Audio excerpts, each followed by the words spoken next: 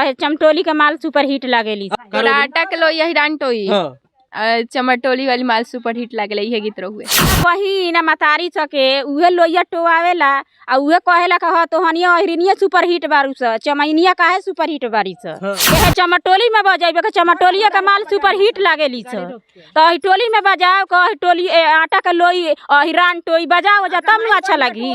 का करता दुपट्टा छीन ले रहुए लो तब का करता लो सुपर हिट बारी स चमटोलिया के सुपर हिट बारी स टोलिया के सुपर हिट नहीं खी स गाड़ी देते रहे लो उतने मरलक लो उनका लोग तक देख के होशे ना रहे कहीं लुंगी खुल के गिरे आ कहीं पैंट चुके गिरो तो होशे ना रहे उ मारला लाठी चलावला के मारे चलते भौवे गाना मन कवेलो लड़की लो तो दुपट्टा छीन के मारपीट कोवेलो लड़का लगवेलो मने करे तो उनके साथ में मारपीट कोवेलो 10 आदमी के कपार फटल बा एक आदमी के तब बेहोश हो गए कपार फाट गए नाक फाट गए तो महाराजगंज गए वहाँ से रेफर हुए सीमान गए वहाँ से पटना चला गए।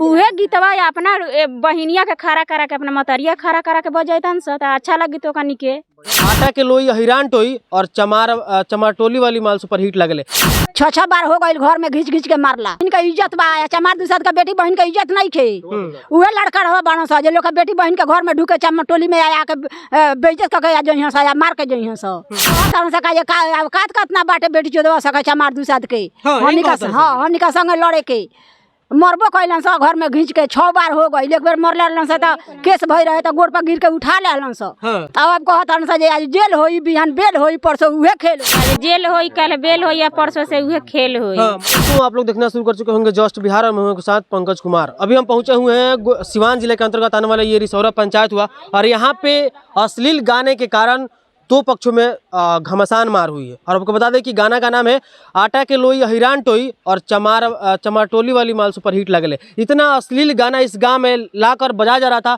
और ना कोई पर्व था ना कोई त्यौहार था, उसके बावजूद भी इनके द्वार पे लाके ये गाना बजाया जा रहा है और इनके जो घर की लड़कियां हैं उनके साथ अभद्र भाषा का प्रयोग किया जा रहा है और उनका यहाँ तक कि उनका दुपट्टा भी छीन लिया गया है। यहाँ पे तमाम लोग हैं, तस्वीरों में देख सकते हैं और देखिए इस तस्वीर को कितना बेरहमी से पीटा गया। इनका कपार फूट गया है, इनका हाथ टूट गया है और कुछ लोग ऐसा बताया जा रहा है कि ये लोग पटना में भर्ती भी हैं। सीधे तौर पे महिलाओं से बात करेंगे और जो लड़की वहाँ पे मौजूद थी जिन लड़कियों के साथ ये ऐसी घटना हुई है उन लोगों से बात करेंगे कि कैसे क्या हुआ और इतना अश्लील गाना बजाने के पीछे कारण क्या था उन लोगों की कि इन लोगों को द्वार पे लाके ये अश्लील गाना बजा रहे हैं। यही दोनों लड़कियाँ थी जो कि वहाँ पे मौजूद थी। का भैरव बनी क्या का भैरव तार लोग साथे भैरव की गाना बजाते आवत रहुए तो हम जात रही स कोनो काम से ओने हम के खेत बाड़ी बा त हम जइबे करम स त हम के दुआर हो गया बाटे त रुक गमी सन त उलो रुक गवेलो त हम गमी जात रही स त गंदा गाना बजावत रहिलो त हम मने कहीं स कि मत बजा लो बजाए के बता जाके अपना दुआर पे बजाओ लो चाहे बाजार पर चल जालो बजावे त कहता लो कि ना बजाएम स ई हाईवे रोड हवे दुआर पर हाईवे रोड दुआरी पर बजाम सन सीमान वाला रोड जौन मन करी तौन बजाएम सन तनी कहीं सा कि ना बाजी यहाँ गाना तो कहता लो बजेबे करेम अश्लील गाना बजावत रहो। हां अश्लील गाना बजावत करवा बनी आटा के लोई हिरान टोई चमटोली वाली माल सुपर हिट लागले इहे गीत रहुए।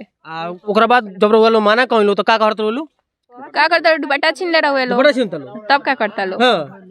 देखिए ये कितनी मतलब कि गंदी आदत है कि गाना भी बजा रहे हैं उसके बाद इन लोगों को दुपट्टा भी छीन लिए। बहुत तमाम लोग बात देखिए चोट कैसे लागल बा जब रो मतलब कि ये घटना भहुए ओकरा बाद ओइन लो तो का भइरो के का भइरो थोड़ा सा बताई। ओए के चलते भहुए गाना मन कवेलो लड़की लो तो दुपट्टा छीन के मारपीट कोवेलो लड़का लगवेलो मने करे तो उनके साथ में मारपीट कोवेलो पूरा लोग ऐलान को देवेलो पूरा वो लोग के गांव के लोग उन गए लाठी भला लेके बगल में सेंटर चलेला आंगनबाड़ी के छोटे छोटे बच्चा बना सन हाला सुन के छिटा गए से लइका हम गए देखे तो इतना ना ईंटा चलत रहुए कि ईंटा आके ला के फूट गए गर्दन पर। ईंटा चलावत रहो आ इतना ना मारपीट करेलो के 8-10 आदमी के कपार फटल बा एक आदमी के तब बेहोश हो गए कपार फाट गए नाक फाट गए तो महाराजगंज गए वहाँ से रेफर हुए सीमान गए वहाँ से पटना चला गए।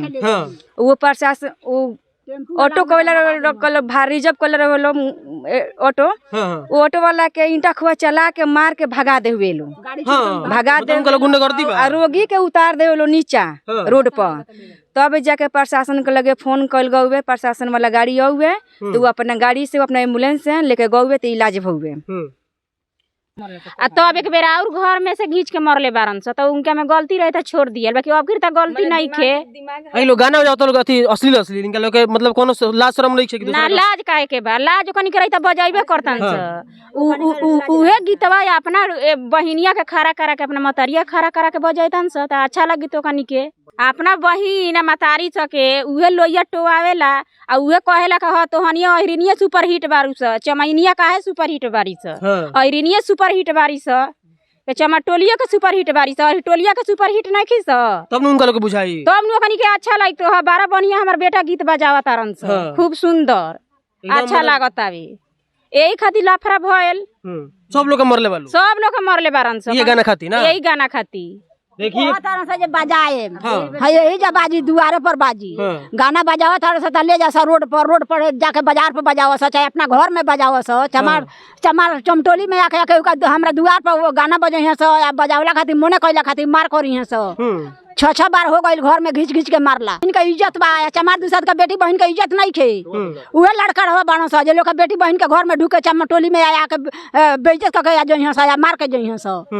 कहत कात कतना बाटे बेटी चोदवा सके चमार दूसरा के हमनी का संगे लड़े के मरबो कैलन स। घर में घींच के 6 बार हो गई, एक बेर मरलन स तो केस भई रहे तो गोड़ पर गिर के उठा लेलन स। अब कहत जे आज जेल होई, बिहान बेल होई, परसों उहे खेल होई। डायलॉग बाजी करत हां ये कनी का क्या जेल होई, कल बेल होई, या परसों से उहे खेल होई। हां मतलब कि उनका लोग के गुंडागर्दी हो गइल बा, डायलॉग बाजी करता लोग, ज्यादा खून हो गइल बा, दूध पीले बारन सन हो गइल त ई का कहाई गुंडागर्दिए नु कहाई। उनका लोग के एती हो गइल बा, पैसा हो गइल बा, पैसा हो गइल बा। हां देखी हे लइका के मरुआ सन। हां बग मरुआ सन, कैसे मरुआ सन?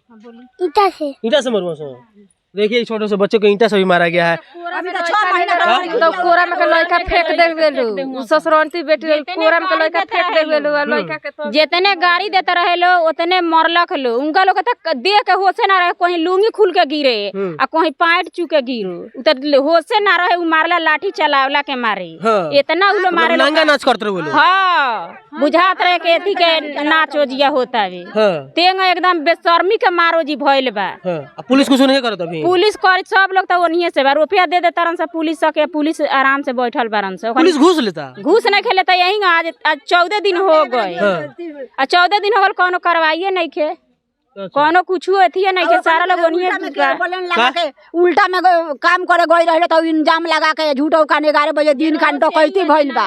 हां आ केस क डाले से ओकनी के केस लागू हो गइल, तो उल्टा में चमार दूसरा मारो का घर में घिच के मरबो करस आ सरकारो हमनिए के सजाई करी, तब नु केस लागू ओकनी के हो गइल बा। हमनी के लागूए नहीं के 11 आदमी के माने खाली अहिरे लोग राज चली, चमार लोग राज ना चली। लालू यादव जीतल बाड़ा तो ओकनी के दामाद हमन केला के मारे लोग सुतत नहीं खे, रात रात बैठ के बिहान करता के खाइल निमन नहीं खे लागत। आ ओकनी एकदम आवत न स सीना उतान क के हाईवे का ना रोड हो गई, हाईवे रोड पर एकदम पूरा जाता रन स। कहत न हमके जौन मन करी तौन गाना बजाम स, सिवान वाला रोड है हाईवे, ओही रोड पर बजाइहन स। का गाना बजाओ तो ओकनी जबूजी के बजाओ तो सन तो पूरा मार ओही गाना खाती ना, ओही गाना खातिर। कौन गाना रहुए?